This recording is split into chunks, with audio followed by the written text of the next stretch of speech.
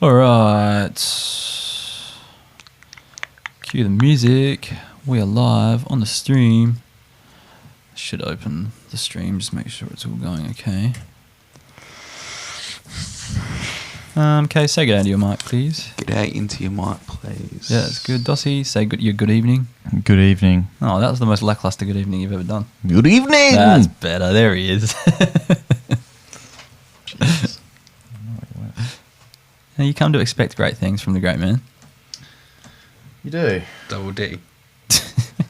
It's always fun when I don't put in the scores as I'm going and then I go back and it's like, he scored a 40. I'll just delete that. Is that because you do it while you're watching it? Yeah. And then you don't. You go, I'll put the scores in and then just forget. Yeah. Yeah. I feel that. I've done that many a time. Yeah. Nah, it's been good lately. I've just deleted them. Yeah. Is Bruce back this week? He was only suspended for one. I'm not sure what the injury was. Oh, yeah. You trade him in. You don't trade. No. Keeper side. Can you just shut that door just a little bit? Doesn't need to go all the way. Yeah, just outside the frame. Cute.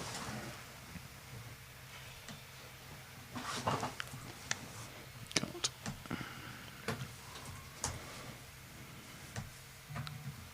It was like, There it is. Cool. like Lockheed Bramble. I thought he looked like fantastic and he scored shit. Saw that in your notes. Say it, though. I reckon he was like really good. Yeah. All right. You ready to go? Yeah, sure. Mm-hmm. Cool. Put these on.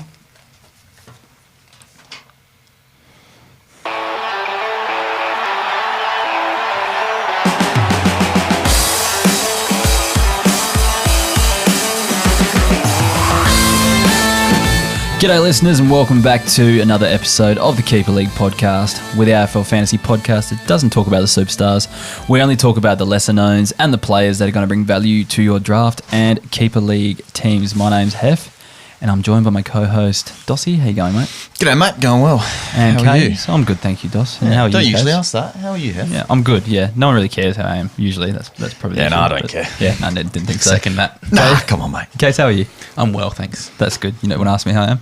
No, We've just established that, haven't We've we? spoken for the last half an hour on the... We have Live actually. pod. We've been here a while, waiting for Dossie, doing his great work on the pod, turning Yes. up. Award-winning pod, I hear. Award winning. I just made it up. Oh, but, okay. you know. Good. Is award winning. What award did it win? Best loose trade of the week. best innovation in hosting, Is that right? 2022. Yeah, well, there you go. Wow. Dossie, what t-shirt are you wearing there, mate? It's a fantastic tee from my boy Marmalade, also known as Checkers, our boy. He was on the podcast a few weeks ago. Checkers, if you missed that episode, go back and check that one out. It was a great one. But yeah, that is a classic t-shirt. Now I saw a bit of a photo of that on Saturday night at a very classy Adelaide venue, otherwise known as the Woolshed. What was going on there, Dossie? Oh yeah, no, just Cutler and Is that just a few quiet ones at the Woolshed? a few quiet ones, mate. There's no such thing as a quiet one at the Woolshed. Do they I sell don't think. Blue Lagoons at the Woolshed? Nah, yeah, it's a hard one to get my hands on one of those, but Yeah. no doubt I'll make a return soon. What was The your old drink of Blues. choice on Saturday night? I've got on the Voddy lime and sodas lately. Okay. Just watching the waste? Yeah, gotta keep it down. Now, this, I believe, was just after you pinged a hamstring on Saturday. So, elite recovery. Yeah. We've got Dossie here. He doesn't really want to talk about this. Rest, ice, cruises, But elevation. there's ice in you his know? drink, so it's all good. That's exactly what the doctor ordered. So That's right. Good on you, Dossie. All right. Well, we'll stop stuffing around. But yeah, it is a fantastic shirt, actually. I'm a bit jealous. Thanks, mate. I kind of want to Yeah. get myself one, actually. So It is really yeah, good. Yeah. I got to say, Where'd you get it from? they've done a good job. The Carlton Draft. Yeah. I think. Nice. That's where I got it from. Yeah. Yeah, to get myself one on that fine website. Support the great work that Marmalade and Checkers does out there. Absolutely. Anyway, let's get stuck in the show. Before we do, we'll get into our sponsorship plug. So, again, the Manscaped, what are they called? Boxer Briefs 2.0. So comfy. They are out. Dossie, did you end up going to check if they're still at the post office? Yeah, no, they're not. They're gone. They're not there. Does anyone know where they are? Back at MANSCAPED probably HQ. back there. Well, I think they're based in San Francisco or San Diego or something like that. It's expensive return to yeah, sender. you might have to head all the way over there, Dusty, to find yours. Jump on the plane, see if you can find them. But they are the best thing ever. They got the dual pouch, the micro modal fabric, the moisture wicking material that it's made out of. They're actually designed to reduce chafe. You know how we're talking about use your ball deodorant to reduce chafe? You don't even need to. If you just went and got these boxes, you would have been able to reduce the chafe. Okay. Anyway, so Wearing these in the wool shed, you'd be able to really strut some stuff. that's what I said on my big spiel the other week. Yeah, if you just show you Do they still have the ball there? show the Ride creatures the of the ball? night, those What's little that? They still Manscaped have the ball? waistband. Yeah, they still ride the ball in the water. No, that's at the Black Bull these days, I think. Oh, is I it? think that moved years ago. Yeah. Oh. Even back when I was the heyday. Whippersnapper. Well, that's, Yeah. that's how long it has been since I've been out in Yeah. Hindley Street in I think Adelaide. it'll be a long time since till I go back to it. That's mate. an absolute lie. That's a lie. You'll be there next weekend. No, your record. But anyway, let's get into it. So yeah, sorry, if you want to grab yourself a pair of those, head to manscaped.com, use the code KEEPER20, score yourself 20% off and free shipping, and wear the comfiest boxes in the world. All right, into the round rewind. Secret sound. What are you drinking tonight, Kaes? The same one. Natural mineral water with a hint of lime. Yeah. Dusty would put a bit of vodka in that and he'd be good to go. Don't tempt him. Yeah, it looks all right. Thirsty Monday. Sorry, you're coughing at the moment, Dossie. Bit of hair of the dog. Nothing like it. Bit seedy, Dos. Oh, yeah. Still. Yeah. He's It's a man in You're his 30s these days. You're a It's- 2-day man. oh, yeah. I'm definitely without too, man. fail, Yeah. minimum 2. To get any work done. Yeah. Hard working. Lots of work. All right. They're not listening, man. It's okay. Yeah, no one's actually on the stream, I don't think. Your boss definitely isn't here, that's for sure. Lots of work. 5 people. YouTube's our most popular stream at the moment, so get on your YouTube. Get 8 people there. All right, let's get into this bit.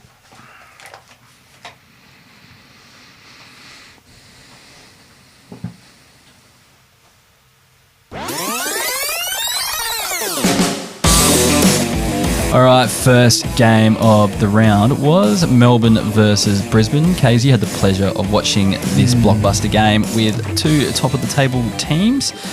Tell us... Yeah, no, the Pleasure result, was not really the right word. the result probably didn't go No. the way, or I guess the tight contest you were probably expecting didn't actually Yes. happen. But what you see in terms of fantasy, Kaes, that's the most important stuff Well, anyway. we should probably start with Luke Jackson, I think. I don't know if we've 2G for Pete him or not. Dossie was all over him this year. He was, Certainly number was. 1 ticket holder for the Luke Jackson fan club. And look, 125 points on the weekend. Why wouldn't you be? Look, everyone was raving about how good his game was. And look, many said he won the ruck battle. But, I thought it was a pretty even contest in the middle.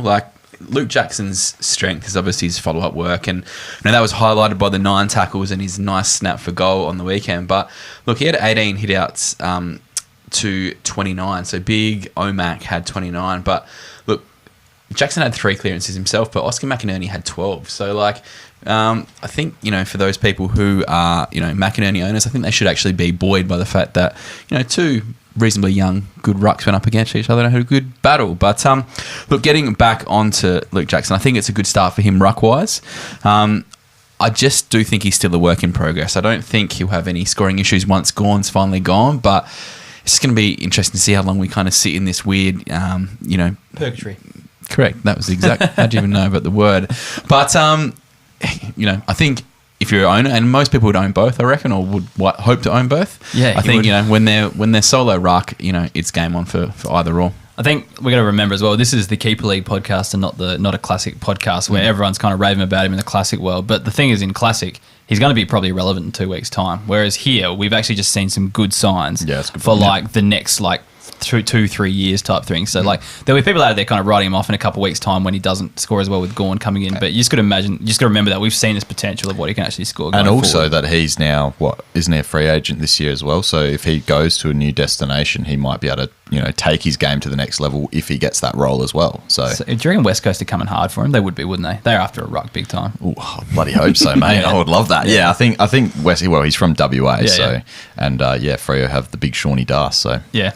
So you think that might be on the cards if he hasn't signed by now as well? Well, I think they're talking like millions like on the cards. So yeah, Geez, it'd be an investment, but it just depends whether. Obviously, it's going to have to be a decision Melbourne make whether they want to invest that much, and when they've already got Gawn there as well. 2.0. That's the thing. Like we've seen, like he's probably like I don't know on potential alone he's worth it, but we've seen a lot of these kind of big contracts fail in the last few years. Like, you got to be pretty tentative with that. Regardless, I want him if he stays. I want him if he goes. He's still going to be gunning. Like I think this is the reason. Do you think now? You know how at the start of the season, I think part of my justification as well for having him so high in my rankings was thinking he'd take a bit more of the load. Yep. Do you think when Gawn comes back from injury that they sort of ease him back and give Jackson the 50, 60, 70 maybe percent ruck time and let Gawn play a little bit more forward just for a bit? It really depends on how their other forwards are going. You know, like Tom Mcdonald was in like a moonbird on a scooter on the weekend, you know, so they're still going to need those key forwards up there. Maybe Gawn, you know, just kind of switches to key forward mode for a couple of weeks until he gets back up and running. That might be the little sweet spot where you can have, you know, Jackson for a bit of an extended period. But, yeah, you got to love what you're seeing as a neither of them are like ruck. super awesome key forwards though. Both of them are just gun ruckmen. Yeah, but they just can. Well, Jackson especially can leap, and you know, like Gawn's a pretty reliable set shot at goal. Yeah, so but like, why can't he leap and take a grab up forward and kick a goal? It's just not that easy. That's what I mean. Like neither of them are good. Like great, they're both so much better in the ruck. 100%. So it's like you're robbing Peter to pay Paul. Is that the same? You are. Yeah. But anyway, the only other demon who looked, keeper league worthy was probably Michael Hibberd. He had 71 points, and you know, from a waiver wire perspective, he's one to look at. He's only 41% owned, 14 touches, 6 marks, 5 tackles, and since being back in the side, each week he's kind of looked likely for that 70. So if you're looking to just beef up your bench cover or you need a D5, I reckon he's worth looking at off the waiver wire this week. On to the Lions. Kadeen Coleman, 90 points for him. I just love this guy. He looks like a real fantasy player. Great size. Most importantly, loves a +6 and provides plenty of drive for the Lions off that halfback flank. He had 19 touches and 10 marks. And I reckon he's their next prime mover from defence when Dan Rich and Dane Zorko hang him up. I reckon he's got the goods. He's got a good leg. As I said, good size. And I reckon he's one you want to get a piece of now if you can.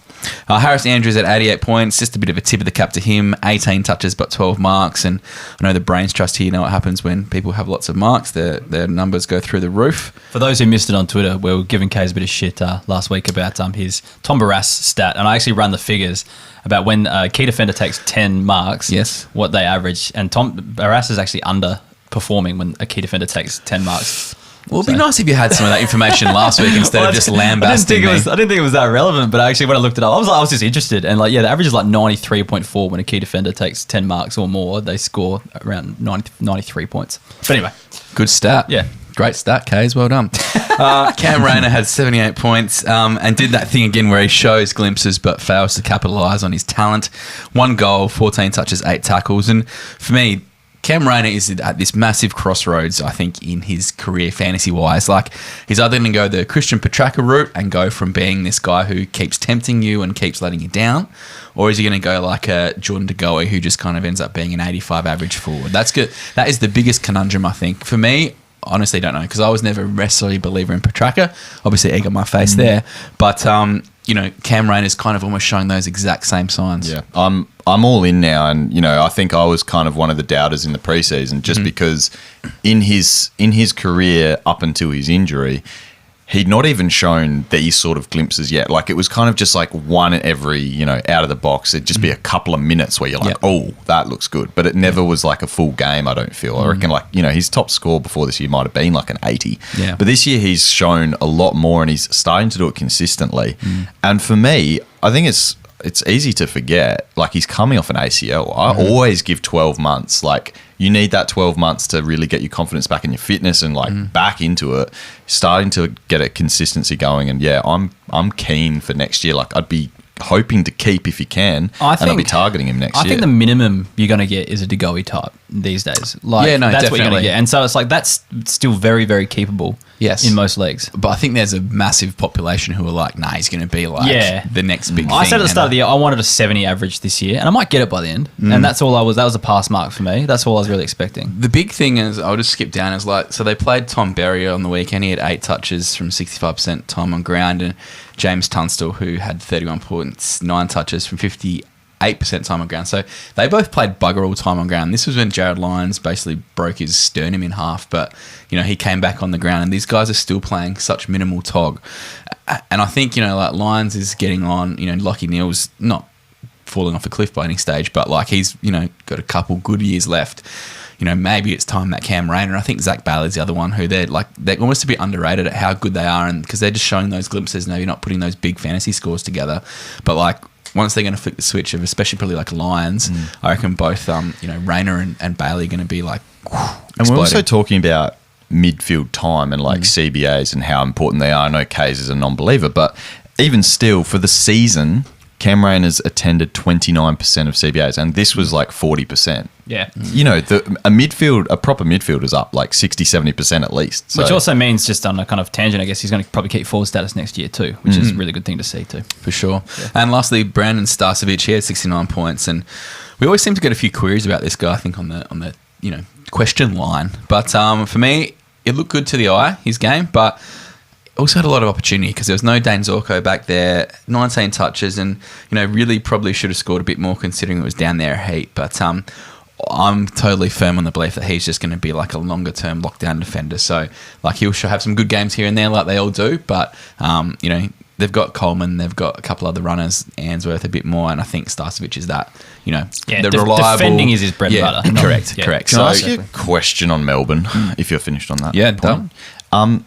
Is there more concern now? We've seen Melbourne, they brought back in Stephen May, and now we've seen May alongside Salem and Gus Brayshaw. And Salem's first score in this, like, obviously incredibly small sample, we got one, but he got in the 60s. You've still got Hibberd back there as well as the ball user. Is there some worry for Salem owners that he might not get back to that ceiling? Because like what's happening now is you got Stephen May taking the kick-ins, and before it was either Salem or Gus Brayshaw sort of kicking to each other in the pockets. It looks like Gus is the chosen guy to do that. So is there any concern there for Salem owners? So Salem actually got a bit of a knock early in the game. Oh, okay. So I don't know if that necessarily, it didn't rule him it went off for a little bit. It went off for a little bit, and I don't know whether he was just like 100% right after that. That may be the explanation. Yeah. Very much a question that needs to be asked though. Watch over the next few weeks. Something to watch. We've seen guys like Jake Bowie's just stocks have gone down dramatically this year. Because Salem's still 80% time on ground. Yeah, whether he was affected by that, but yeah, that's the only thing. So interesting one to monitor. What happens with Brayshaw? Do they move him around? He seems to be the guy they could move around. Definitely one to monitor, but off that little knock, I'm not too worried just yet. Yeah. All right. Let's get on to the Bulldogs versus Hawthorne game, and just interesting to note at the start of the game, it seemed like Hawthorne had them on the ropes for a little bit there, just because of the mismatches they had. Dogs came in tall in their backline, and they had a guy like Tim O'Brien was trying to guard your boy Kaes, Dylan Moore, and Dylan was giving him an absolute bath early. So in that first quarter, Moore scored in the 50 plus, and so did Mitch Lewis. So they were having their way with the Dogs defense there, but the class ended up coming through for the Dogs, and they got the job done. Let's talk about a few players though. Josh Shackey, Buzz Dossier. I've actually been told by the pod guys I can't use that anymore given my so you're going to performances use lately. Use it here? I can use it on here though. Yeah, that's my loophole. But no, Josh Shackey, 81 points. I think we should install a similar rule. Yeah, Buzz did flag this last week. You can do that if you recall. Buzz.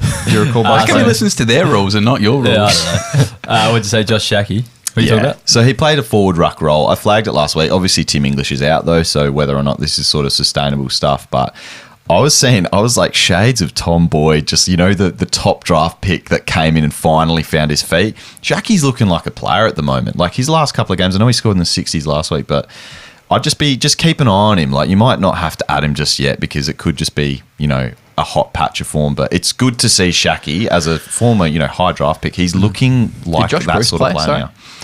No, he didn't. Okay. In this game. I think he got he had an injury. He had a hamstring injury in the after his VFL game. It wasn't. Yeah, so he's still a little bit away. Yeah, well then definitely Shackey. Looking at and Tim English isn't going to play this week, so even if it's a 1 week play, still worth a try.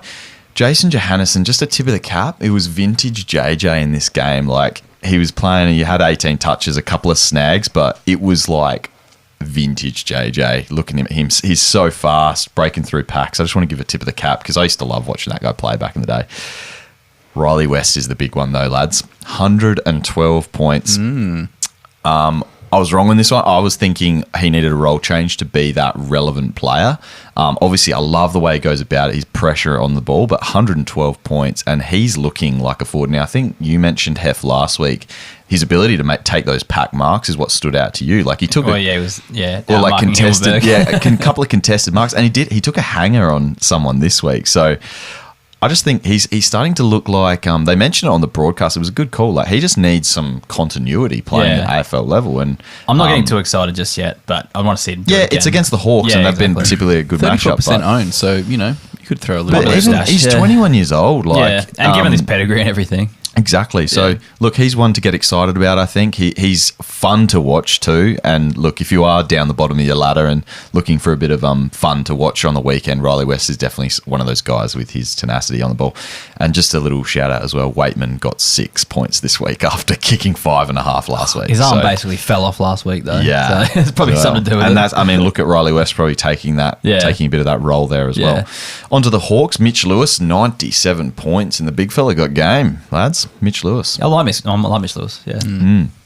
So he's been given Ruffy's number, Jared Ruffhead's number, and I'm starting to see why. So he's one to watch for the future. He's like getting 97 points. I mean, the Dogs don't really have those tall defenders to match up on him, but he was fantastic with 97 points in this one. Bit of a tip of the cap, but also looking towards the future. Actually, key forwards against the Dogs is a big thing this year. It is. But I'm saying I reckon this year he's more of a matchup player. I do think there's some value there if you want to stream, because I don't know about you guys, but I think by now, if you're on those sort of 12 to 14 keeper lists or whatever you are, if you're sort of in that shorter bracket, I reckon now's the time. You got to sort of look at those players you're looking to keep. And those other slots, start thinking about streaming a bit. I'm certainly doing it if you're competing this year. And, a guy like, if Mitch Lewis has a nice matchup, I think after this week, he's got Sam Taylor this week. But after that, I think he's got a couple of nice ones. Crowies, Eagles. But round 23, they play the Dogs again. There you go. So grand final week. He could be a nice pickup this week then, just to ride it. You might have to bench him this week and then go from there. But, good option. Conor Mcdonald, he's a guy that you would have mentioned in the preseason Kaes as a fantasy stud as a junior. He only scored 67 points this year, but I noticed him starting to get a few CBAs late in the game, and he looks like a breakout candidate for next year, especially if they dump one of these guys like Tom Mitchell. High on my stash radar is Conor Mcdonald. Just keep it in your black book there. Love him. Yeah, I like that. He's starting to really look like that fantasy junior stud that we've seen. Now, Lockheed Bramble, this was one just off the eye test, 60 points. He was taking kick-ins. He was really just getting that cheap ball down back, and I'm a fan despite the low score. I think he's still got something to give for us in our fantasy teams. All right, we'll move on to West Coast versus Essendon. Now, you guys complain when you have to watch like a dud matchup, your North Melbournes, the teams that you guys actually support. Dawson loves North West Coast versus second side. Essendon, that sort of stuff. But I completely understand you guys. You don't even want to watch your own teams play when they're this bad. I get it. Yeah. But I'm the kind of guy who always says, I'll watch any game because I just love watching fantasy points. So I just love watching fantasy points rack up. There's only 1 ton in this game. There was no fantasy points in this game. Mate, this was a good game though. I don't care about good games. By the way. I don't care about good games. By the way, Kaes. That's it. I was going to say, I'll let you have the first. This bad boy. I was going to say, now, Dossie, do you have anything you want to say? Got the West Coast beanie on now, and Kaes, I actually want to ask you. Yeah. Why'd you stitch us up like this? I wanted the number 1 pick, and you've come out here and stitched us up. You stitch yourself up by trying. That's the problem. What are you doing? You're too proud of club. A bit more proud than your lads, that's for sure. Will Ashcroft come down in the hanger? No. Actually, no, we're still 2 games clear of North, so I don't think that's happening. But did you actually get to see any of the? No, I didn't see any of this. No. Yeah, actually, it wasn't a bad game, but I don't care about good games. I just want fantasy points. But there's only 1 ton. So, but 2. Anyway. Who was the other one? Dylan Shield and Zach Merritt. Oh, yeah, okay, fair enough. Yeah, so 2 tons. But anyway, there's only 1 ton of the Freo as well, actually, which was a bit disappointing. But anyway, one guy I did like in this game was Willie Rioli. So he had 94 points, and he just continued his kind of midfield forward role that he's been doing the last couple of weeks. Had 11 CBAs. I know the 3 goals would have helped his score to get him to 94 points. But Yeah, and he probably doesn't score that doesn't kick 3 goals against a good side, but the role looks nice, I think, at the moment. So just one to actually watch when he's getting a bit of midfield time, I think, there. Jamie Cripps.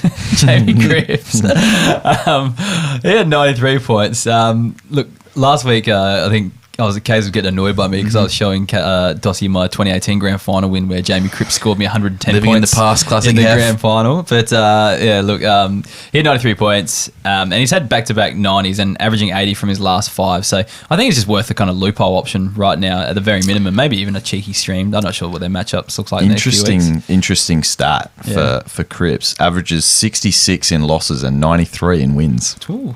See, that's a stat. Yeah, well done. When they're winning, they get more of the ball, and he's only played in 1 win this week.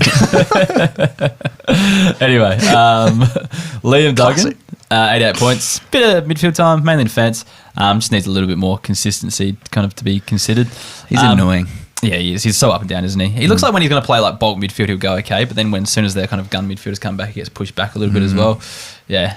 Speaking about backman, Jermaine Jones continued that roll off half-back. He had 85 points. 76 last week in that exact same role, so that's not bad. One to keep your eye on. Just worried though, the tackles, building that score via the tackles rather than, cheap marks around the back line. So he had 8 tackles for that score. Yeah. That's not something sustainable for a defender, surely. I don't know. Probably not. But he's a defender who's defending, which is nice. It is nice. He's like the anti-Aaron Hall. Or Alex Witherden. I want my with or back. Ribs. Elliot Yeo is the other one who's keeping Witho out of the side. He was on halfback too, 80 points, and that looks like that role might continue somehow. So, yeah, you might not get your Witho back ribs anytime soon. Who was that? Sorry? Elliot Yeo. Oh, yeah. And Witherden only had 1 tackle in the waffle again. That's actually super interesting for keepers because, he's probably gonna have your defender status. If he plays out the year in that role, he will. Yeah. Because I don't know if he'll be able to get it quick enough for this year, but next year, yeah. I think position changes for Ultimate Footy come out this week and for Fantasy next week. Yeah, and it won't be quick enough to get the status, I don't think, but next year it's juicy as, especially if he moves back in the guts and then you got that guy again. For sure. Jake Kelly, I'm not sure what's going on with this guy. He's popped up last couple of weeks, I think, with a few decent scores. Ball just keeps seeming to getting kicked to him. He just keeps taking marks. He's just sitting back there and he'll just be the guy underneath it. So I think it's a tip of the cap performance, but one to look at just in case something has changed there. Dylan Shield, 2G4P, we did this last week, didn't we? It was 2G4P? Shield, I think we did. But again, it would have been a great pickup had you done that a few weeks back. See, I've got 97 here, so he must have had an adjustment afterwards. Anyway. Possibly. Peter Wright had 80 points on the back of 4 goals. I reckon this is just expected against West Coast, though. Just stream key forwards against West Coast because they go pretty well. Jai Caldwell had 83 points. He was right up there in the midfield mix and looks so much more comfortable since he's been playing back in there a lot more in the last few weeks. But we got to mention that Parrish wasn't there again, so it's another one to actually think about. Jake Stringer had 74 points. Midfield role combined with a bit of forward, I guess. Mid-forward role continued. 3 goals next to his name. I think he's one you just got to grab as a forward going forward, just as a stream option, I think, because he generally has strong back ends of the season. Not playing for a contract this year, though, so it might not be as big, but we'll see how it goes. Archie Perkins, he had 63 points. He had 4 shots at goal, only kicked 1, but he's developing nicely regardless. The commentators actually were just going on about how much he's developed this year and how much he's actually catching their eye. And when the commentators actually notice him, they're actually doing okay because they miss half the players that are out there. So, he's actually doing all right this year and should keep forward status, be primed for that 3rd-year breakout next year. So I reckon if you're not contending, he's one you're trading in now. You're targeting pretty hard big time now. Love the perk. Yeah, he's going to be, and just looks like he's going to be a gun. I reckon just has that look about him. Second to last, Massimo D'Ambrosio. He had 52 points. Slow start again. I think he was a donut Ambrosio. He was again, wasn't he? Yeah, it's a thing. But the thing is, his touch is just class, and in future, I think Essendon are going to want the ball in his hands if he can use it like that. So, I think, again, commentators were saying, I don't think they've seen him do an ineffective disposal so far. I think after they said that, he did a couple. Going to have to wait till Mason Redgoat hangs him up, though, I reckon, mate. Oh, who knows? Number one. It'll take a while. But, and the last one, Cole Langford, I didn't realise he was back, but yeah, he has 53 points. I think there's a listener question from him later on, but what do you think he goes for the rest of the season? Do you reckon he can get back to that kind of high 80, kind of low 90 type player? Was he just super rusty? Looking like 6 clangers from 17 disposals. And he's a guy I really like as a player as well. Yeah. Sits on that outside and gets a few cheap kicks. It's good for fantasy, that's for sure. Was moved straight into Carlton versus Fremantle. That was my next game. Now, guys, I had to choose between, who was it? James Walpole scored 72 on my bench. And I was like, do I take the chance on Zac Fisher, who's averaging like 64, or do I take the Warple 74? I took the Warple 74. I thought I played it safe. Move. Yeah, safe move. And then Zac Fisher goes and gets 112 points straight after that. So had 11 CBAs, so a lot of midfield time in this game as well. Wow. And then when he wasn't in the midfield, he would just run straight off like the half-forward flank and get that next kick in there anyway. What was that about? Was there wasn't any... No, there's no real missing. injuries. No, who's been... George Hewitt has been moved out. I haven't actually checked the numbers this week, but I did write my CBA article. He had like season low CBAs last week. I'm not sure if it was the same this week, but yeah. Was there any... was he tagging outside like Brayshaw or something, having a look at him? Pretty loose. No, there's no... Like Brayshaw, they kept rotating onto Brayshaw. Like lots of different players went to him, but yeah, it was just into the midfield this week. So... interesting to have a look at there. Yeah, like I said, noticed George Hewitt dropped last week, but I'm not sure if he dropped again this week. Oh, no, he's back up this week. So wasn't that? Yeah, no. Yeah, I'm not really sure what's going on then. But yeah, that's just handy list as a forward. I don't think he's going to do it every week. It's just he'll pop up every now and then with scores like that. Walsh dipped a bit. But Walsh had a huge game on the outside though. So yeah, maybe that's it. They just kind of might rotate Walsh back out. Who knows? But anyway, good score. I think it's just a tip of the cap, but he's a handy own if you've got him. Jack Noons played his 200th game. In my other group chat, other people were saying they couldn't even describe what Jack Noons looked like, but yeah, that's all right. On a wing, milestone game, scored a big score. Tip of the cap, though, I think, more than anything. Jack Silvani had 93 points, kicked the goal, took 10 marks. There you go, Kaes. 93, that's the average. Right on it. Was a chop out in the ruck too. He's just been a great F4 kind of range. Love Jack Silvani for the next few years. Yeah, so I really do. Yeah, because I don't think they're going to roll with Pitney too much. I think it's going to be De Koning and Silvani. I think that's probably the best way to go, especially when they've got other key forwards up there. In yeah, Mackay. so you're not really robbing anyone up there. Keep playing to the third tool, chuck him at the ruck. It's a pretty awesome situation to be in if you're Carlton. Freo, though, the midfield just got absolutely monstered. Just couldn't really take possession. Monstered by Zac Fisher, a sentence that should never be uttered. Exactly. Will Brodie was only 100-plus score for them. And, I had Brayshaw vice-captain in our league, captain in Classic, got me 80 points. After going 150 and 140 or something. It's ridiculous. Just a few interesting things. So Ethan Hughes, he was playing on a wing, so a bit of a role change. I do know that Akers is still out and probably coming back in the next 2 weeks, but lifted as a defender, scoring 69 points. Probably not the worst stream for last week anyway, and just kind of monitor if he does it again this week. And then Liam Henry had 79 points. He was on forward and kind of up the ground wing, kind of outside role, half forward role as well. Ran hard all day, worked hard to find the footy. Just a tip of the cap, I think. But he was one that was pretty interesting early on in the year because he was talked about getting a bit of midfield time on that wing, which kind of did come to fruition early but didn't really hold. But had a good game this week, so kind of showed the class that everyone's talked about for a while. Let's move on to the Geelong versus Richmond game with you, Kaes. Yeah, after the fizzer that was Thursday night's blockbuster, Geelong Richmond really delivered the hype. Full-on hectic first half. Sensational game and obviously some carnage early, and I reckon Tom Stewart gets 4 weeks. I thought maybe 5, but I think it's going to be 4. When do we find out? Because the tribunal, so tomorrow. Tomorrow, yeah. I reckon he's looking at a month. But so without him, there's a little juicy fantasy roll up for grabs.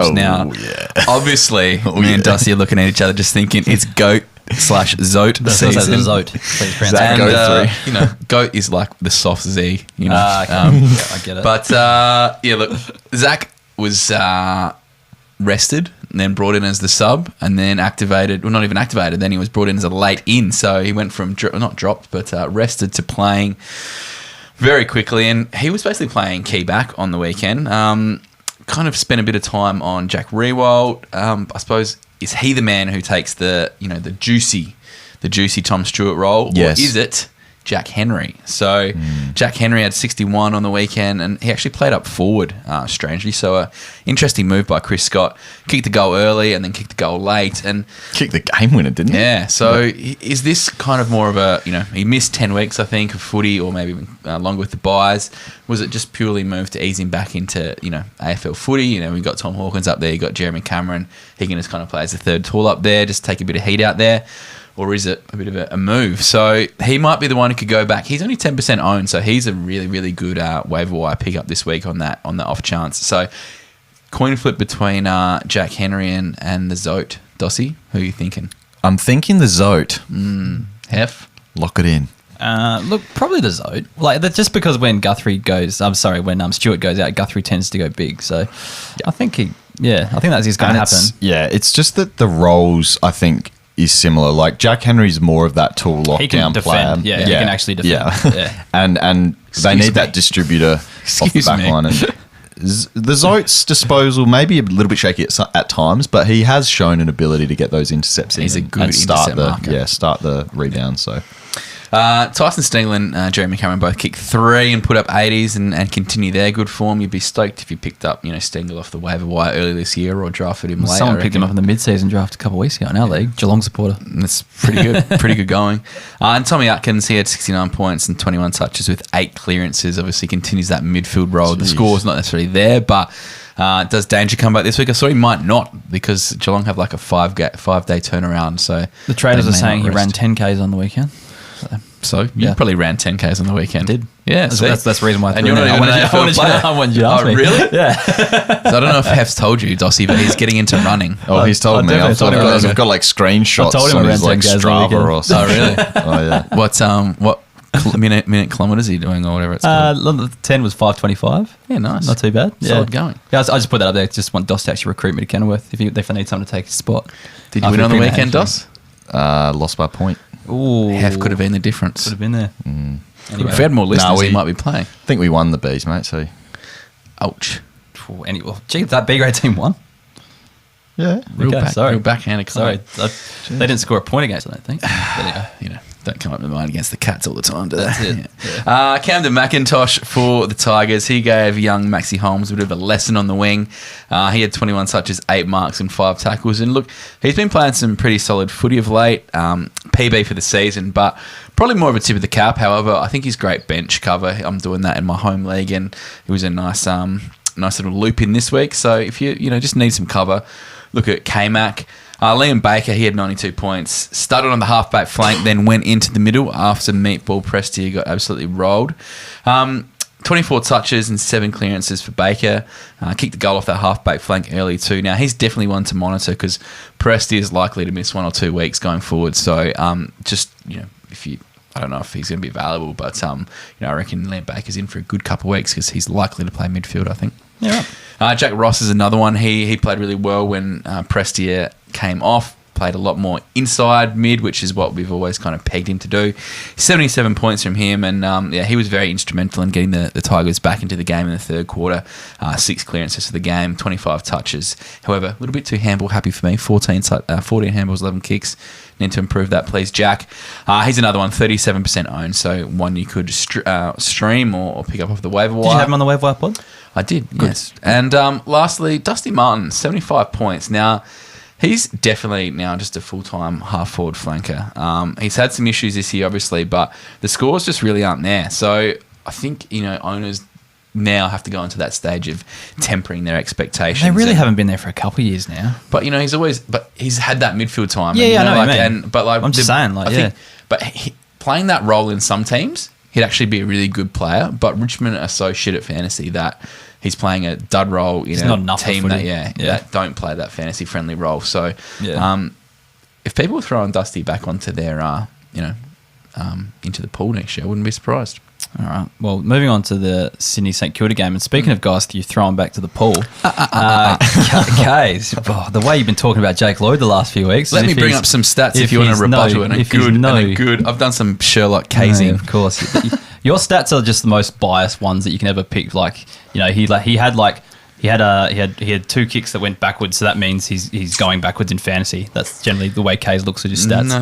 No. Look, Jake Lloyd, you've written him off. B2P essentially. You brought him back. Not. Well, you've talked about him every week, so that's back to the pot in my eyes. Let me just let me just quote. I'll quote you. Okay. I'll quote you. Gonski was the term you used in round 4, I think it was, and then he went and scored back-to-back hundreds after that. Now he's scored 141 this week, and you're still trying to rebut it. He's averaging 90 now with the cushiest run home, I reckon, for a general running defender that you could actually have. Back. But Now's the time you could go, look, sorry, Heff, I apologise. I was really just trying to stir you up. I didn't actually believe it. I didn't actually think that about I might Lloyd. double down. All right. So my initial quotes, I went back and watched the video because, I'm a professional. Yeah. Oh, yeah. Now I'm not going to B2P this guy. That was stated. Yeah, talk about him every week after that. I believe it's time to start thinking about trading out Jake Lloyd, is what I said. Now. What'd you say last week? Well, whenever I said it originally. Yeah, no, but I'm saying, what'd you say last week after he was 44? Yeah, he's crap. Anyway, so Jake Lloyd was the 23rd player drafted in our ADP data rankings, right? So you surveyed the people, and he was the 23rd picked, right? So that's your second or third pick in a draft. So you've wasted your second or third But player. I didn't do that because I've had him for 10 years. Not about it. So he's averaging Not everyone drafted this year. 89.2. He's the 63rd best averaging player in the league, the 19th best averaging defender in the league. Yep, so definitely keepable. Like, definitely one of the better players in the competition that you want to roll with. He's 29 at year's end. Yeah. His teammate / arch nemesis is up 20 points per game, which is the Lizard from last year. And he's So only they can score in the same team. averaging 10 points per game less than, the greatest player of all time, Jake Lloyd, Not apparently. the greatest of all time. Just not worth writing When off. I made my call, Jake Lloyd was averaging 86.7, and all he's done is move that up, 2.5 to 89.2. 86.7 So thank is fuck still he pretty pulled out a good. 141. Otherwise, he'd be... Do not doubt the oracle. I'm Oh, correct. Jesus. Follow me to the promised land. Oh, dear. I don't know how you can't dig yourself out of that one. You'll be able to- I'm stating facts. You'll be able to clip that one for the All I socials. said, reckon. all I they're said was facts. you should start to think about trading him. Just and because off they're the facts don't stats, mean they point to anything relevant. All right? You should Like, trade him. He's the most... He is... Probably Kaes. fantasy's most I don't know if you tradable understand- commodity. I don't know if you understand how trades work, but there needs to be two parties, and it needs to be agreed by both parties. Now, Yeah. when you bag him, he has a bad week, and there's no way you're going to actually trade him to his full value after he has a bad week. Trade him now. Trade him off for 141. I don't want to trade him. I don't want I'm to not trade him talking about you. 141. I'm talking about people. But I'm saying that You're just scared because you and own you're him. saying is I agree if you drafted him highly, then yeah, you probably wasted a few. You probably could have. You probably not wasted. It's not he really went wasted. at pick 23 and he's the 19th best defender. I reckon if you went through the list this year of people drafted highly, there's way worse players than Jake Lloyd that No, I you should actually be went picking through up. it. Most people are averaging over 100. That from last year, Yeah. from where the ADPs were. Yeah. I can do a full breakdown Kaes, this week. To assist your argument, medium defenders against St Kilda is the second easiest matchup. That's fine. But look at his run home. Behind Melbourne. Look And at the only players. just. Look at the teams he's played this year and how hard they've been in terms of matchups. Then look at his run home. It's going It's to be Lizard big. season, bro. Lizard still scored well. They both scored well. Exactly. But Yeah, Jake they'll be Lloyd's fine. going down and Lizard's going This is up. I'm going to be following the oracle to the promised land, I think, on this one. Oh, it's going to be a good end of the season. I reckon he gets that average up to what? 90, 93, 94, and that's just nowhere near great. being mentioned on this podcast. Not the best, It wasn't about But not being... worth- I never want to B2P him. I just said you saying should trade him. but what do I get in return? You could get... At the point, you could have got someone really, really good. Well, he's higher now, so what am I getting in return? He's got 140 this week. I don't know. He's at Who his would you highest. want? I don't know what I'd get though. I'd want to probably, if I was going to trade a You don't 90 trade, averaging. so you're probably the worst No, person if I was going to trade a Australia. 90 averaging midfielder, defender, I'd want 100 averaging midfielder in return. You I might want 10 get points it. plus. I very much doubt I would. I have Jake Lloyd in one of my leagues. Maybe I'll try Yeah, it like, out. Fish him out. See what you can get. That's the thing. You're just not going to get what you want for any. That's why trades just don't happen God. because I'd want that, and they're and that person who owns that the midfielder goes, no, I don't want to go backwards 10 points, and that's just what Yeah, happens. he does have a good run. Yeah, I told you, he's going to be huge. And he's got Saints in round 23. Yeah, and the grand final week, it's going to be huge. It's going to be very funny end of the season, giving into Kaes every week. I About might this. bring him in classic. Well, Yeah, exactly. He's a very good value. You're not allowed to Classic. talk about him because he's too good for the pod. Exactly. So let's So not you bring him broke up your any- own rule. Let's not bring him You up broke anymore. your own rule. Move on, lads. Come on. We spent 10 minutes talking about Jake Lloyd then. Tom Papley had 95 points, kicked 2 goals and had a run in the midfield. He kind of does that from time to time, but he's just super up and down. So, but yeah, he was getting CBAs in the last quarter, which is kind of fun, but it kind of goes to show how on top Sydney were. Tom Hickey, 93 points, 20 hit-outs. Lost to Marshall, 39 hit-outs, but it was serviceable. But Mike Hughes Laddams out of the side after his suspension. I think he might be on the nose at Sydney Laddams just after his behaviour last week. So they might keep Hickey in for a while It's to a kind of big teach him a risk lesson. to take, isn't it? What do you mean? Like bring him in and then realising this. No, I mean just more so they might give him more of a punishment. couple weeks, weeks and twos, more just weeks on the sideline. not Got you. not full time. Robbie Fox has a late replacement, 91 points. He's playing a defence. I don't really know what was going on there. Just had a big game. Basically, Sydney defenders just really went well. And I guess, Dossie, you quoted that they kind of go well against St Kilda. So, yeah, they're basically the easiest matchup alongside Melbourne. Yeah, probably. For medium defenders, yeah. Dylan Stevens now, 79 points. He had 51 at half time, but then faded. And this has kind of happened throughout the year, actually. He's had big first halves and then gone missing in the second. So I don't know if it's a tank issue. Dossie, I know you're the TOG man. Can you get up some time on ground numbers for me? I'm pretty sure Stevens, 79%. Yeah, I was going to say, they would have been reasonably higher, but I think he might just get a bit gassed when he's out there because he seems to fade off towards the end of the games. I have a feeling he's one of the better runners, to be honest. But I don't know. Just he's fading in games. I'm just trying to work out why. But yeah, I think he might get another game or two in this kind of stretch because he was pretty good on the weekend, used the ball really well. And if he does get another couple of games, I just hope he grabs his chance and he can just kind of lock a spot down. I know McInerney was out in this game, but like I said, he probably played too well to get dropped this week, so he might be given another chance. And it seemed like all year we haven't really figured out who Sydney's wings really are, because we've been playing Kennedy there. There's been then Heaney goes up there for a bit. It kind of there could be a spot that he could lock down for a while. It'd be interesting to see. So basically, Dylan Stevens' best strength is his endurance. So just in terms of your top, I just don't know why he's fading in every game. So it must be something else. Yeah, might be getting moved off. Yeah, I don't know. Yeah. Braden Campbell had 34 points. Now, not a great score, but playing on the wing. So I just thought that was interesting as well. Not as much in defence. But yeah, there wasn't a lot for St Kilda. Nasiah Wanganeen-Miller is one that I really like, though.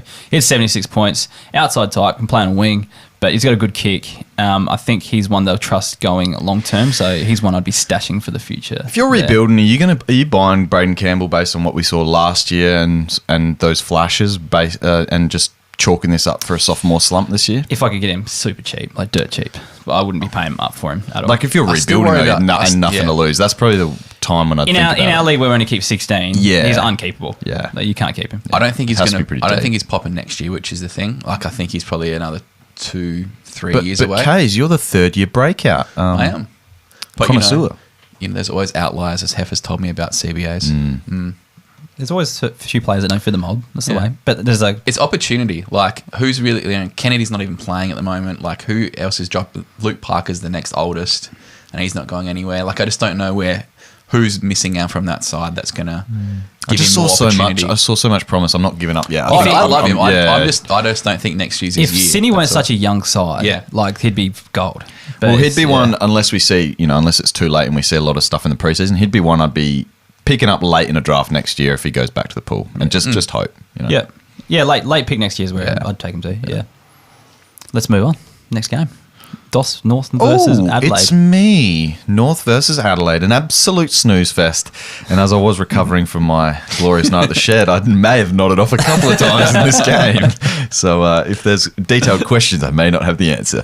But Darcy Fogarty, 105 points, starting to really show some class and putting a few good games together. So tunning up in this one, 8 marks, 4 snags, starting to reach his potential. Do you guys have any interest in him long term as that sort of key forward that might be able to score? I mean, putting together 20 touches is very nice for a key forward. I'll quote it again. Not many key forwards score that well in fantasy. So it's late pickups to round out your team for me. He's just that. He's such a big bull that he almost could be one of those, not stringer, but someone that could go through the midfield a bit too. So I saw this stat today. So Darcy Fogarty's now played 50 games. I saw this. And he's kicked 64 goals.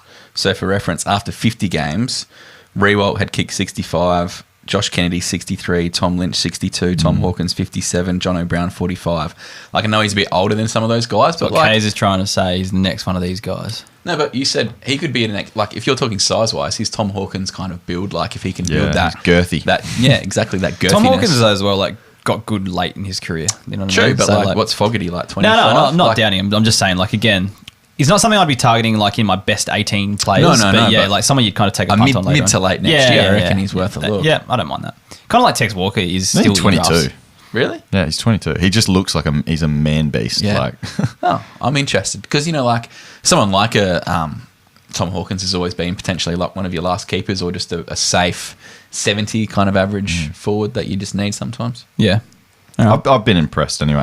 And other than a lot of key forwards these days, he's a dead eye. I think his other big game so. was against West Coast a few weeks ago as well. It was, but just keep an eye on him. I'm not saying go and bloody run to grab him. I'm just saying, I agree. nice little You're not eye. trading for Jake Lloyd yet. Let's talk about your boy, Kaes. Yeah, hit me. Harry How'd he go? Schonberg, 71 points, 13 disposals and 9 tackles with 0 marks. Love but that. laying a bit of pressure on there in the midfield, and he was third for CBAs for the Crows with 20. So obviously I think the reason they've done this, they've seen the North Melbourne matchup. They've been like, okay, well, we know what we're getting with Crouch. I think he was a bit flabbergasted that he was dropped after playing pretty well in the AFL the last few weeks, Matt Crouch, but they've chucked Schonberg in there. He's had the 5 clearances, 4 inside 50s, which I think was equal for inside 50s for the midfielders that got plenty of time in there. Good boy. Looked all right without setting the world on fire, but Crouch had, I think, 42 touches or something in the sample. Does your boy just make way again, or do they ride with him for another week? 42 sounds great, but he had 29 handballs. That means he's doing the hard work, getting the peel and giving it to his teammates. Which is not his issue. His issue is kicking the football, which they want him to do. They want him to penetrate. He's not penetrating with 29 handballs. What was Schonberg's kicking percentage this week? Because that's usually pretty low. I'm not sure. Doss did this Yeah, game. no, That's a good point. I don't but, know. I don't know either right now. I don't have it in front of Gotta me. find but- Jeez, I've really sucked the air out of Heff's sails after our Lloyd debate. Well, He had like- the 4 clangers, No, don't worry. so not too bad. But I think, I'm not going to penalise him for not racking up, because that's why they've got Laird and Kaes in there to absolutely rack up. So, yeah, it's a tough one. Let's just see where that goes. It's Are you good still, for Kaes. You Kaes still is a bit high on him sli- long term, mate? Still huge on him?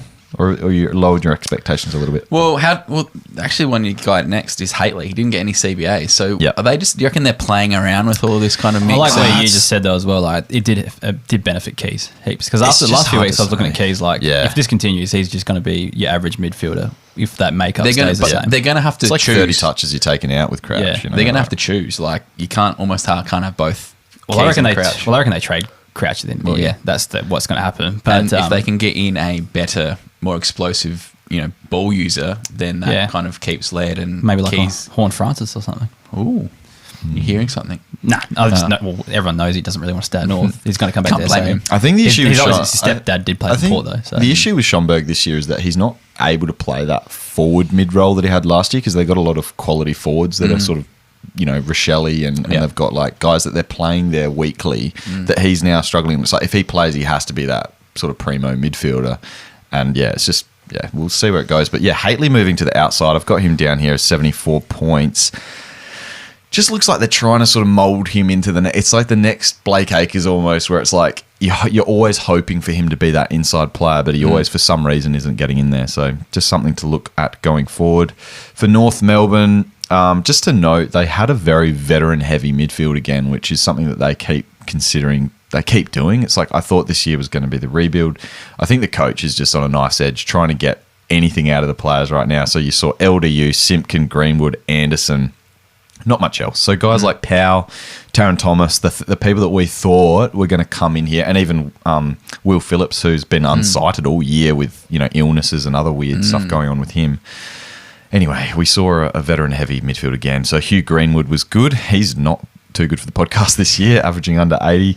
So 96 points. His revenge game for the Crows, bit of a tip of the cap, I think, more than anything. But hey, could be a heartbeat for you on your run home as well if you're looking for a midfielder. Tristan Sherry, though, 92 points. Awesome signs from him. I don't know how you guys think about him in terms of the hierarchy of young rucks going forward, but he's pretty high on my radar. given that there's like no rucks playing at the moment, Yeah. like they're all injured, he's up there. Like he's making waves. He That's had for a sure. really dominant area. Like there was a couple of times when he was just sitting behind the play, taking every mark, and like he had a couple of big quarters. But the fact he's not even playing full time ruck at the moment Did you see with the Goldie, Tog on the weekend? He's up there. Goldie. No, Cherry. 92 points Yeah, he from was up there. 57% Tog. Oh wow! Okay, sorry, wrong Far way. out. I didn't know he Yeah. played that limited Tog. No. Yeah, so huge upside for this guy, and he wasn't in the ruck that much, obviously, when he was on the ground. The guy that I've really been keen on this year, and a bit of a role change, I think, from my eye this game, was Curtis Taylor playing on a wing. So for me, he's been playing a lot of the half-forward role, 83 points on a wing. I've got a lot of interest in Curtis Taylor. You guys?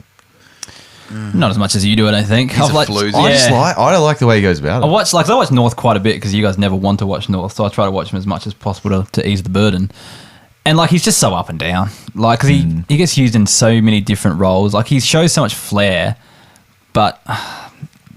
He's only 22. It's just North Melbourne. But like, wing, I feel like they've played a lot. Like, he might have played there a little bit, but I feel like he's been mostly forward. He has been mostly forward, but he's been played wing a little bit. But he was there for, like, a lot of the game. 83 points. You know, he's a forward-eligible player. And I don't think he's owned by... You know, I think he'd be on your way. I think we spoke about him last week, how, like, he looked 30%. super... He looked super good in his, like, first year when he was a cheapie in Classic. We talked about that year, but... It's just North Melbourne. Like, you'd have to see more from North Melbourne before you consider someone like Taylor. I think Buzz is onto this one, guys. All right, Dossie, yeah. What do you think about Taron Thomas? Yeah, so I'm not going to go... Like, it came out with that he had a family tragedy during the week, so you don't want to go too hard on this guy. He's obviously going through something. So, but yeah, it was 3 disposals for the game. Obviously a lot to work on, and they've come out and said they might still play him again this week, just based on the harsh week he had. Look, I'm actually just saying in this, I'm buying Taron stock. Like, I'm still all in on this guy.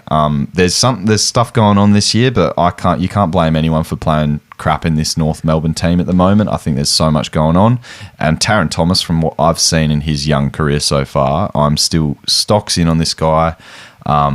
And yeah, I'm just going to chalk this year up to something, and I'm going to be buying all that stock and looking forward to the upturn. So Andrew Kieran has come through on the chat asking for the late question: is Thomas still keepable next year? He only gets to keep 8.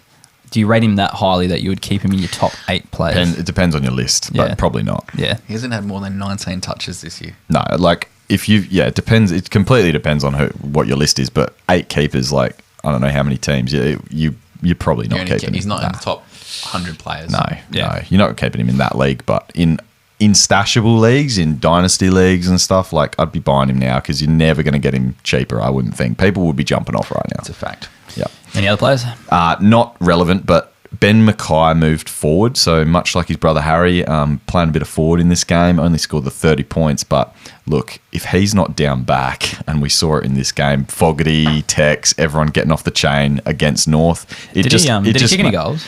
I think he kicked one. Kicked one. So one of my mates must have got the inside word or something that he was playing forward and had Mackay to kick 3 goals. It was playing a fair bit too. Yeah, but like didn't come off obviously. But yeah, must have known he was playing forward. Yeah, just interesting. I think more for the defender matchups. Like, just keep streaming everything against North. Like, it'll come off, especially those forwards. Next game, Collingwood versus GWS. To be 2G for P. Harry Himmelberg last week. Oh, he's now anyway. So he's officially 2G for P. See ya. 30 touches, 11 marks. He had 9 kick-ins too. Like, Collingwood were wayward. I think he had 9 and Cumming had 12. So there was just like it's funny, point city just there. Stato was talking about it. The Statesman from the Draft Doctors and the Pod was talking about it on the Pod this week. Like, the coach apparently still came out recently and just said like, "Oh, they're fucking with us." Yeah, like, we might look at him at forward again, and they did it late in this game, I think. And they're like, "Oh, look, they're struggling for options up forward." It's like, God, you can't. Surely you can't. But if they don't have that player, I'm still super worried that he could be B2P in a couple of weeks' time. Yeah. I don't know.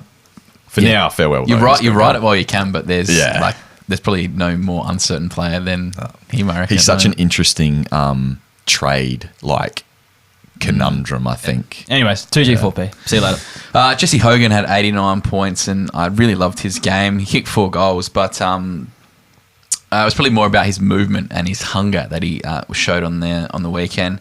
I think you like him a lot, Heff. I was not fiercely by you for having him in my top 50 forward. Is he in the top 50 this year? Probably. I don't know. I don't know what he's averaging. No, neither. But he looks up and about. So, that was always the bit of the worry with Hogan. Is he, does he really want to be out there? And I reckon he's actually looking very interested, and it's showing lately. I had a really good last month. Had a couple of 80s and a 70. He's one that's 73% owned, so right on the borderline, and he could be one depending on the kind of upcoming fixture, whether you kind of play him. If you're in a shallow league, he's worth a look for sure. Because I said earlier in the preseason that he's probably at that age where he puts all that bullshit behind him, kind of like what we thought De Goey had done last year type thing. before America. America and this year. But and I've got faith in him going forward. Yeah, I think this year he's looking great. Lockie Ash had 79 points, and that kind of roller coaster for coaches continues. Solid enough game from him, 17 touches, bobbed up for a goal late, and 8 CBAs. So, another one that's part of that midfield mix, and they've got plenty of those guys there. So, interesting to see what comes out at the end of the year. But if you own him, I think he's worth holding or that. I think, there's still some upside there. On to the Pies, still side bottom. He had 98 points, and I was about to go steal goat bottom because he was on 78 points at half time. But, he just stopped very dramatically, only 20 points in the last half. But, look, he's had 3 90s in his last 4 games, and I think he's an integral part of the Pies finals push. So they're going to look to use him because he's that class. He's really good by foot. Obviously, he always can bob it for a goal. So, I'm not sure what his ownership is worth, but I reckon if you're contending, he's got centre forward status, just worth looking at, one of those veterans you can bring in late to kind of steer your side to a flag. Will Hoskinelli, he had 98 points too. Bit of the tip of the cap. He does that every now and then, but don't get sucked in. He gets nice rolls that let him score like that, like on the wing for a whole entire game and stuff like that. For one game every 6 weeks or something like that. Yeah. Braden Maynard, your boy Heff, 92 points from him. He looks back. Wasn't he like 72 at half time or something? I was really getting excited about that. There's a few guys like that. Side bottom was the other one, but he would have been happy to score a 60 a few weeks ago. I said to my mate at the footy, he's like, it's his 150 today. He's going to score 150 today. And then, he was on 72 at half time. I was like, told you. Should have much money on that. But look, things did look dire for a while this year for Maynard, who was kind of playing that lockdown role. But kudos to those who kept the faith. He'll still get those lockdown roles, though. That's the thing. Like, you just got to ride the wave with him. But his good games are going to be more than handy. Just hope he does it on grand final week. Yeah, 22 touches, 9 marks off that halfback flank in that milestone game. So well done to him. And Jack Ginnivan, he had 78 points and, played that real, I suppose, Jack Ginnivan kind of game, the little niggler, the ruffles and feathers, that kind of thing. But kicked 1 snag, but had I think a PB, 18 touches, so the second best score of his career as well. So I reckon he's looking stashable, as that... Interested to see if he got a few more strings to his bow, whether he could float in the midfield for a few CBAs and that kind of thing. Obviously still very young, second-year player. But, for a small forward can kind of put up scores around that each week. He was in every contest. I watched bits of this and it was just he was under the pack every single time, he would have had 18 touches, but it was everywhere. He was everywhere. Yeah. So definitely worth looking at him for the future. I quite like him. All right, moving on to the Port Adelaide versus Gold Coast game. Can we make it a rule in this game, Kaes, that we're not allowed to talk about the subs? I think subs are something that we shouldn't be able to. No, we'll get right into it. You have to play over 11% time on ground. Let's not talk about any we'll definitely, we might squeeze one in there. But did you get to see any of this game, mate? I was there. I was at the game. I was just, Oh, you were there, I was just chatting and I was sitting in a seat on ground level, so it wasn't really great. But you are a gas bagger at the footy, I've got to say. I talked been there for a couple of times and don't get to watch much footy. No, it's hard work. Anyway, epic game though for this one. Epic finish to the game. Did you talk about football? Oh, not really. Well, I'm with my mates, so we just talk shit and just drink beers and it's on in the background. I thought it just might be Ken Hinkley pitchfork. Oh, no, there's definitely heap of that. Don't get me wrong. No, there's heap of that, but there's a fair bit of shit talking going on too. Let's talk about the biggest name in this game, and it was Braden Fiorini getting his 16 points, crucial points, I might add, 3 disposals and 2 tackles. But I ask you, he was available to come on as the sub. I think it was late in the third quarter he was available to come on. Why is that? And into the last quarter, there was an injury. Okay. To Alec Davies. Mm-hmm. You say Alec? Alex Davies. He was used for a grand total of 12 minutes as your super sub. Great coaching, Stewie Dew, in a tight game to use those fresh legs. Enjoy that loss, Stewie. It's on you. Yeah, Fiorini would have been the difference. Anyway, let's go. He would have been. He actually could have been. Come on. Yeah. You've got fresh legs, 12 minutes. Oh, so Davies was properly injured. Look, I can't wait for him to leave. God, just leave. Yeah, he's my number one buy target if you're rebuilding. Goodness gracious, next year, if he goes anywhere, are you going to go as far to say he's Will Brodie 2.0? No, he's 8.0 because he will average 120 at his next destination, guaranteed. Okay, guaranteed.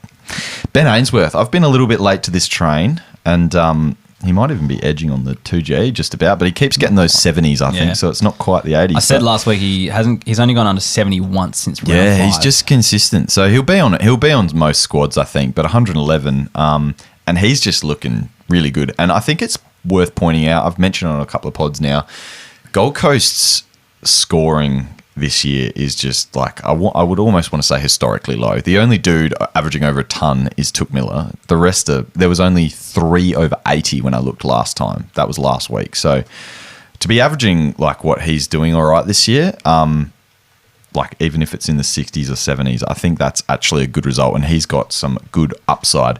Isaac Rankins, 64 points. I'm still buying stocks in him. I think he's going to go into the midfield in the future and do some serious damage. He's looking eye test off the charts dangerous in their forward line. So I think it's still time to buy Isaac Rankin. He's just coming into his own at the moment, and I think he does have that scope to go in the midfield in the future.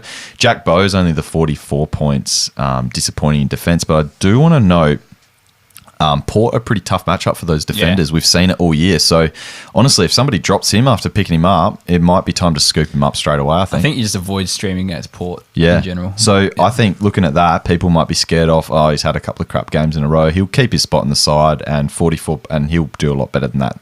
So, hopefully somebody drops him. Jack Lukosius re-signed for 4 years as well. Just good to note in the show. I was just looking. For the Crows that probably thought they were a chance of getting him next year. Yep, I reckon. Fiorini's got 1 more year in his contract at the Suns. Ooh. Trade, second round pick. Could trade this. We will request a trade at the year's end. I don't know. He had a chance to leave a couple of years ago, so I'm just worried he's just likes living in Gold Coast or something. That's what it said in the press release in 2020. Yep. Yeah.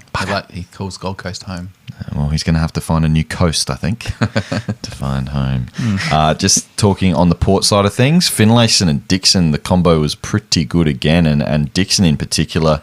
Finlayson probably had a more impactful game, but in terms of fantasy, Dixon was the one that scored better in this one. So Finlayson was very impressive. It also looked, though, like, to me, again, not paying heaps of attention, having a few beers and whatnot, like, later on in the game, like, Dixon was the one winning the hitouts. And, like, it felt like later in the game they relied on Dixon a lot more in the ruck. Dixon took over in the third quarter. Yeah, that's what I mean. He absolutely took over. It seemed to me as like, we are getting smashed in the ruck here. We need to do something about this. Which leads to my next point is I think Scott Lycett's going to be coming back very, very soon he is, into the team. So this is a tip of the cap due to Lycett's near return. But, Dixon looked fantastic. And obviously, as a Port fan, you'd be very excited that he's getting back into form. But not in the position you want him to be in form. He's sort of your barometer, though. So that nice mark in front of goal, I guess. Yeah. Guy I am interested in, those Kane Farrell, 92 points. Absolutely. He was playing on a wing in this game that I noted. And at the ground, you're a big fan of him. He's got that booming peg.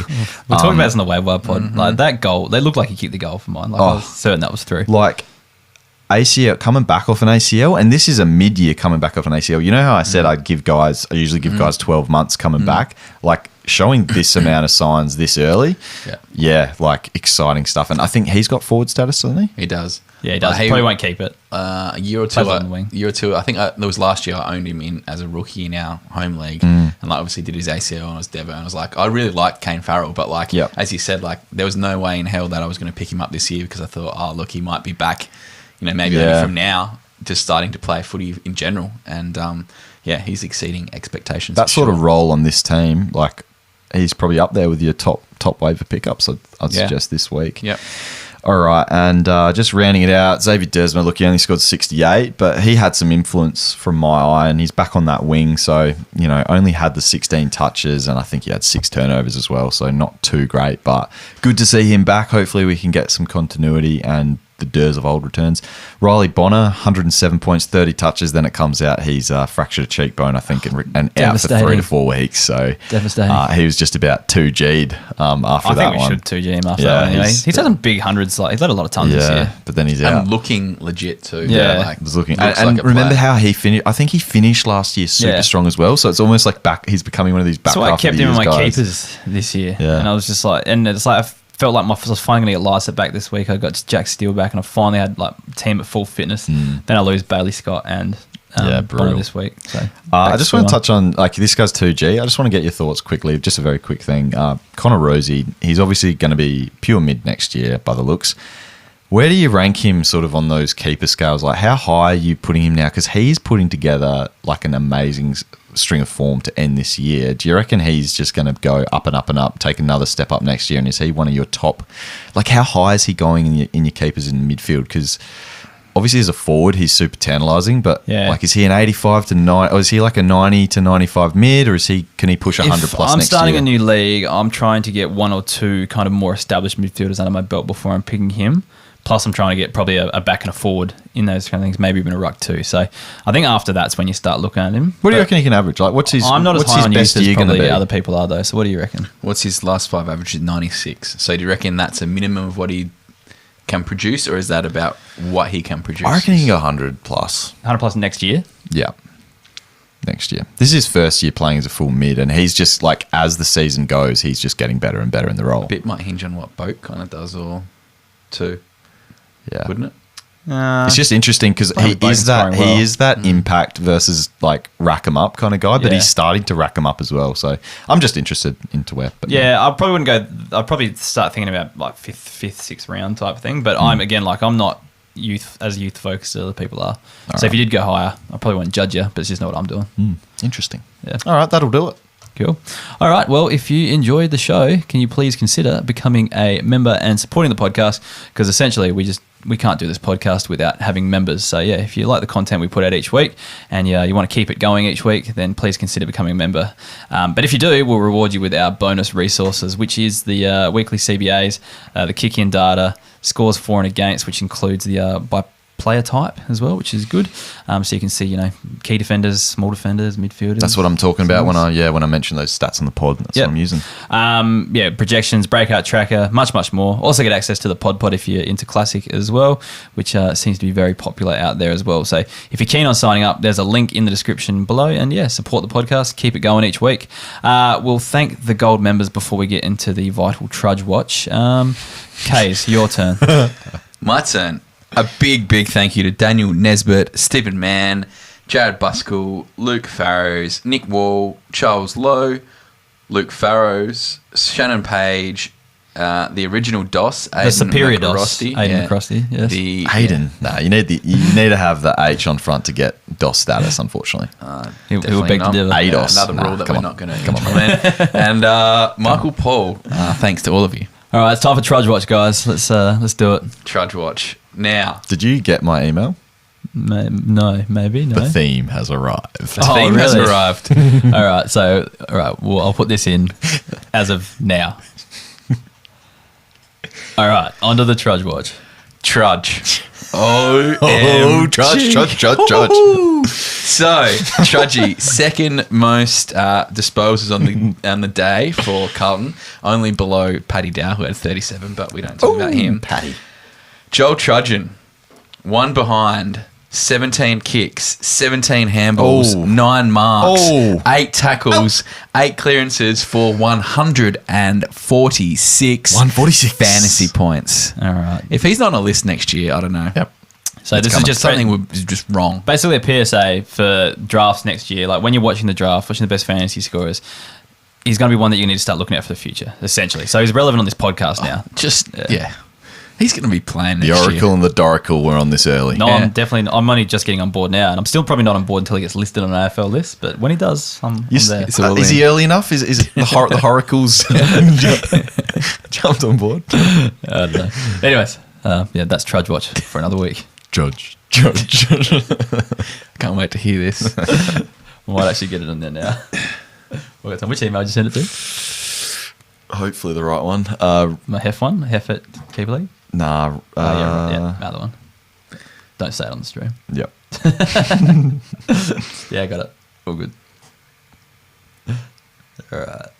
Save to downloads folder. Whoever's watching the stream will actually hear the exclusive as well. So let me just get it Lord in here. exclusive Trud Watch. Oh, actually, you guys won't hear it though because it's not coming out the speakers. But actually, I can do it here. Hold on. Let's have a listen.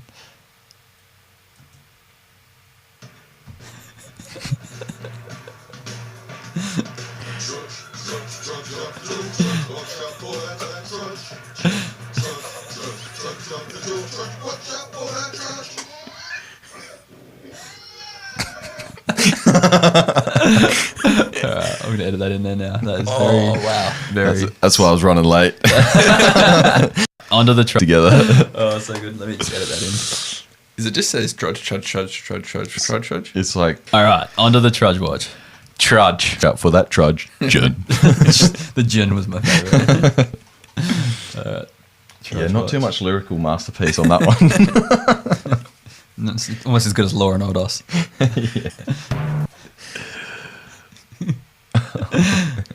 Classic. Now, After that performance, though. all right, onto the Trudge Watch. Trudge. Oh, trudge. So,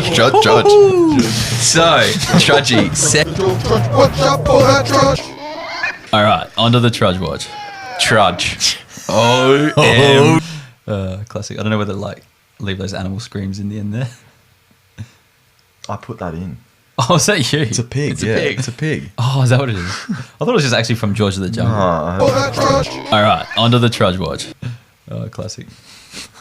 It's like a squealing pig. Yeah. All right, onto the Trudge Watch. Trudge. All right, cool. Leave it in there. All right, listen to questions, and we're done. I just want to see if anyone was actually watching that on the stream. Some people did see it. Julian half marathon in October. Heff. Classic. I love Trudge Watch. Awesome. Thank you, Nick. All right.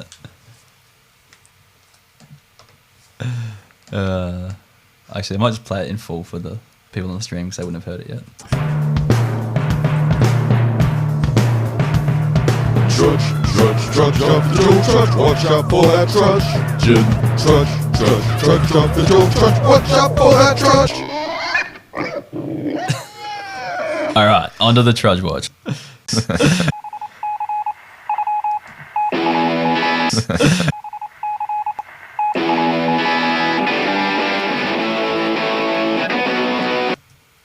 I don't know. Anyways, yeah, that's Trudge Watch for another week. Judge. Can't wait to hear this. Experimental version of that song. It's a great song. Trudge Watch for another week. There's been like 15 different versions over time. Really? Yeah, like Yeah, that's Trudge Watch for another week. Cartoon, then like the movie, then the like new cartoon, then like a newer cartoon, like all this shit. You are now the George of the Jungle theme aficionado. You I know am. the most about the theme. There was like a 12-minute thing of all the A different week. that's been George and the Jungle. All right, good to go with this one. Any questions?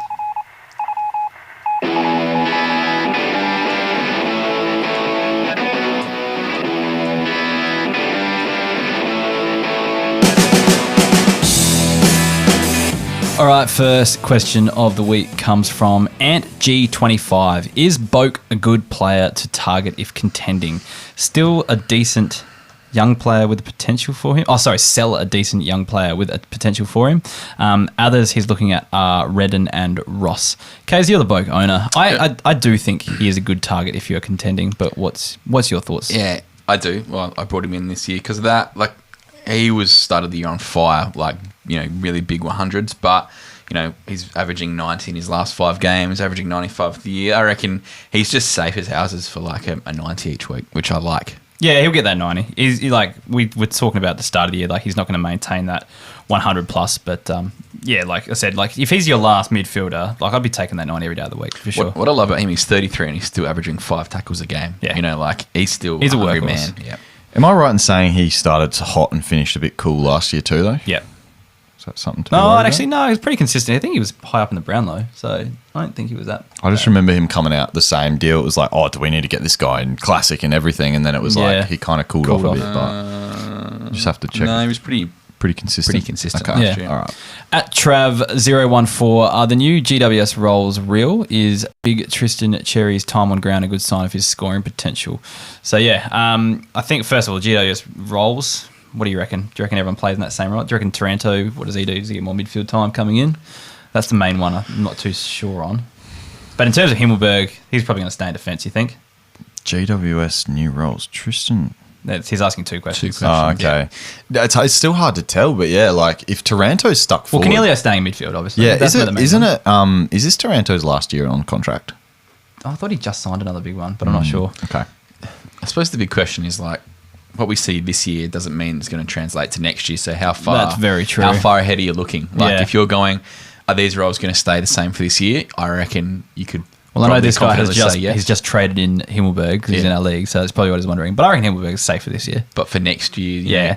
is it if it's not McVeigh, does someone else have an idea of what they want to do with that side? I think his contract's up this year, which would mean I think if they're looking at playing Surely other there'd be options, more news about him. if they're looking at playing other options in the midfield and not exposing him to bulk mid-time, I'd suggest that I'll be buying that stock this year for an explosion next year. I think this guy's like basically the next Dane Swan type, like 24 years old. He can go You're 110 right, out of in a contract at the midfield. end of Yeah. 2022. There's just no noise about that. I'll be buying those. I'd be buying him now, and just it doesn't matter if he's a midfielder next year. When he plays in the guts, he's 110 kind of guy. Yeah, he's a fantasy pig, really. And I reckon Cherries is a good sign. But I think as this well. year for that, I'd be watching the next couple of weeks. I feel like they will just play him forward, and like you said, they've got Cogs in there. They've got Cogs even is playing Kelly's well. not even playing in there at the moment. Like he got shifted out a bit this week. Yeah. Anyway, moving on. We get asked this every week, but Toby B. Ramen team asks, will Darcy Cameron keep Grundy out of the side?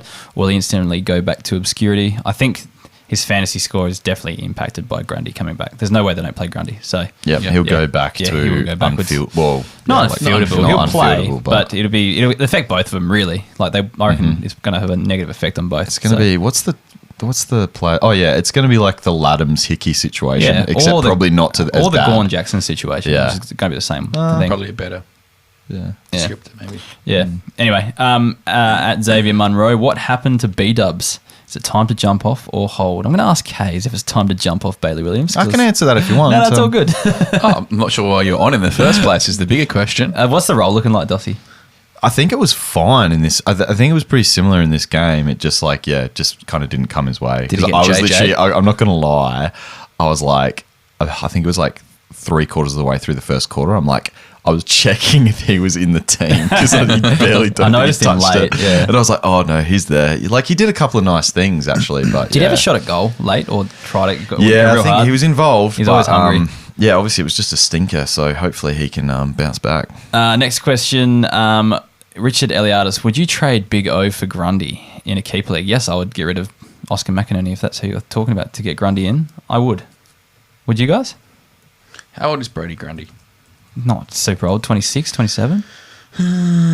28. I wonder if they rotated Bales back a bit. I'm trying to remember. Wait, so we're actually saying we may consider Oscar I McInerney really over enjoyed Grundy. what I saw from Oscar McInerney on the I weekend. know, I know but he's he's- only played against he's up and down. Luke Jackson. Yeah. What? Big O for Grundy? Yeah, can we listen to the question? So he wants to get rid of... Same. he wants to trade... McInerney's going to be 28 this year too, so no. You want Grundy, right? Every Yeah, other week. Good. I was just I wondering why no one's I asking genuinely answering my thought question. McInerney was like 23 or something like that. No, well, that's I right. remember you saying like, "Oh yeah, it's good to see two young rucks, Jackson versus McInerney." I was like, "Dude, he's like 7 years older." My bad. At T2Q03, I have Cherry and Laddams. Will either keep forward status next year and will either be their club's number one ruck. I think they both be their club's number one ruck, but I don't think either keep forward Cherry status. might. Cherry's had a lot of forward Yeah, late okay. in the year. Yeah. I don't he- think Laddams yeah. will be their number one ruck. Okay. Hickey's pretty old, though. What do you think? Yeah, but like, I don't know. I I think think it's not really- it's going to be interesting to see what I think when this the year dust they- settles. I'm what way happens. higher on Cherry. Yeah, I'm I like Cherry. really Yeah. high on Cherry, to be honest. Like he's only playing like I like both of them, to be honest. not much ruck time. Yeah. He's still scoring okay. I like both of them, though, going forward. I think if you've got either of them, you're going to be pretty safe for a number of years, I think. I'm Cherry way ahead of Laddams. All right. Needs a FUIC. Thoughts on Kyle Langford's output for the rest of the season? What do you think he goes at, Kaes? You're a Bombers man. If he kind of slots back onto that wing, I think it's a decent enough role. Like we've seen, Like Durham and stuff play there, and you know what does he average from here on, though? Like 75? I think he can do a 75 quite 80 comfortably. Yeah. I don't think At that's the huge. minimum. Yeah, because I think he's going to be slow to start off with Yeah, from here, and agreed. he might work his way back in. Agreed.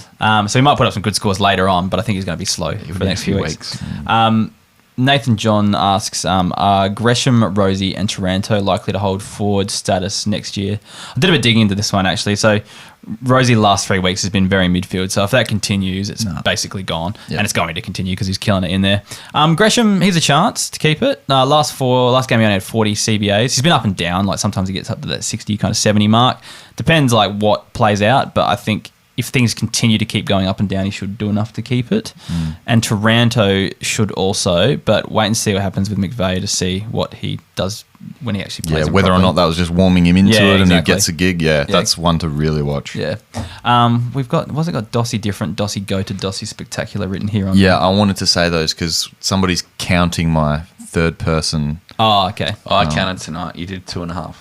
That's pretty good, actually. So I lowered my average. So I was going to try and beat my, what was it last time? 12 Yeah. references to myself. I think I beat him too, and you can't count them now, so that's all good. Damn it. Get that average down. 2.5 today. Thank you. Let's bring the average As down. if you were counting, you bastard.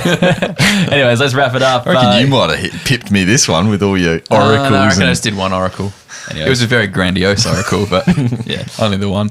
Get around us on Facebook, Instagram, Twitter, YouTube, TikTok, Keep League Pod on all of those platforms. Make sure you use our Manscaped code at manscaped.com. That's Keeper20. Get 20% off and free shipping. Buy yourself a pair of those Boxer Briefs 2.0 and be the comfiest man in the room. And also sign up as a member, support the podcast, keep it going each week. And in return, we'll support you with all our bonus resources. Anything else from you two? there really is nothing like a Sean scrotum. I suggest you try it.